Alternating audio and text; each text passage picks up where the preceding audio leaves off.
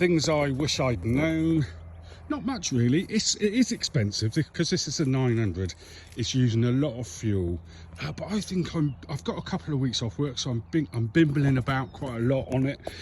So I think I'm probably getting 35 to the gallon on a good run, and I think that'll settle down when I go back to work, obviously, because I'll be commuting backs and forwards to work on it. And yeah, so things have settled down.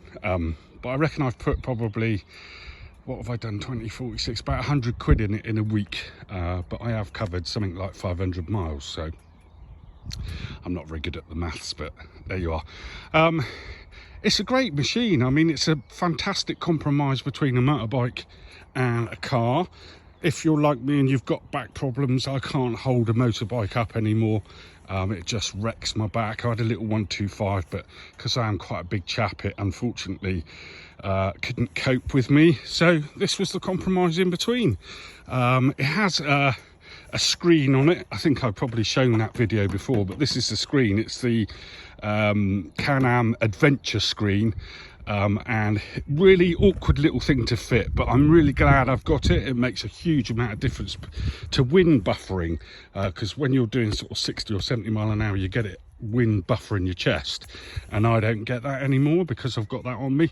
However, I get a little bit of if I have the visor open and I'm doing 50, I get a little bit of sort of visor vibration, but I think that's just where the wind is hitting the screen and then buffeting up and sort of swirling around here, sort of thing, if that makes sense.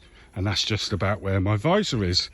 But I mean, it's a great machine, super easy to drive, as I say. It has got a reverse. Now this little button here is the reverse, this little lever, and I'm not going to do it at the moment, but you literally just pull it back and it puts the hazard warning lights on, which is absolutely fantastic.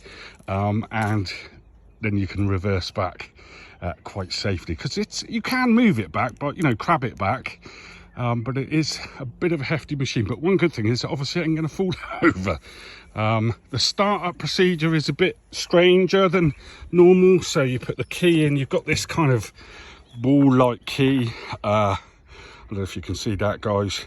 It's got some kind of computer chip in there, so it will only start with this key. I believe there were some older models that you could put a magnet on that little ball thing there and you could start it, but this is encrypted to my bike. So you place that over there. Let me just move my gloves out of the way.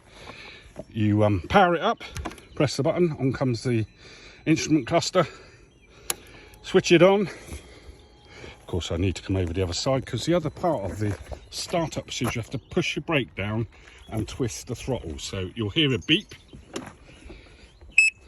and that's the throttle where she starts. Now it has got the handbrake on, so it will, yeah, when I bleep the throttle it will beep, just to say I've got the handbrake on. I mean, other than that, it's really simple to drive. And if you are thinking of getting a Ryker, go to London Speed, they're brilliant, they'll do you a good deal. But also just join the Facebook communities. There's Can-Am Ryker Lovers UK is brilliant. There are all sorts of bike clubs around. There's a Bikers Hangout club, which is UK wide. There's a huge community out there, but there is a huge community of Ryker owners and potential owners. So get yourself on there. If you look on YouTube, just hashtag Ryker, which is what I'm going to put this under. I mean, there's just loads and loads of how-tos and what-tos. It's just a fantastic little community. I will put some links up in my in the YouTube when below the YouTube when I get this up and running, guys. But I am new to this. I hope to take you on my journey. Please like, share, and hit the follow button so that you get told each time I upload a video. But I'm planning to do quite a few bits. Great. Take care, everyone. Safe journey. So I haven't quite got used to talking to myself on YouTube just yet. So when people come past, I tend to sort of switch off. I'm a little bit shy, but that's my bike looking absolutely beautiful. So yeah, Afternoon, guys. I thought I'd drop another video on my YouTube channel. It's Ryker UK here. I found myself a nice little spot in the Hampshire countryside. I'm not 100% sure where I am, but I'm just outside a town called Andover in the UK. And what I wanted to do really was just make a video about my Ryker rider and my journey. I've had it, what are we now, Wednesday? I've had it just over a week. I've done something like 500 miles on it. It's been an absolute joy to ride. It puts a smile on my face, and I've been to loads of bike nights at different pubs and stuff, so really enjoying the ride. Gets loads and loads of attention. But I just wanted to say some of the things that I'd wished I'd known before buying, and just if I can help another person who's looking for a Ryker, then I'm really pleased I've done something.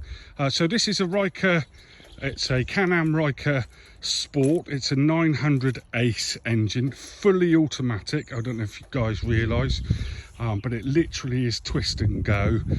You don't have a clutch, there's no clutch lever. Look, no clutch lever. And the other thing, which is really quite funny, is there's no gear lever. Just move my helmet out of the way. Yeah, look, no brake lever. Oh, so what you actually do is that foot pedal there literally does it all for you. Brakes all three pedals. So you have to kind of think about it as a bit like a car, really. You know, when you put your brakes on a car, it does all four pedals, doesn't it? So sorry, all four brakes. So you're kind of thinking about it a bit like that. Now, I bought this from London Speed last Tuesday, and it was a bit of a, what should we say, a baptism of fire, I think would be the word, because I had to ride it home on the M11, M25, M3, A303, and so on. So it was right in at the deep end with all the big traffic on the M25. I was told to run it in, so could only do, well, to be honest, they didn't say you couldn't go above a certain mile an hour. They just said you've got to be really careful not to blast along at, 70 the whole time. So I did vary between sort of 50 and 70, but of course you can't do like 20 on the M25, can you? For those of you that know, it's a massive, great big car park, which people will know about. I'm just going to turn this off 1 second.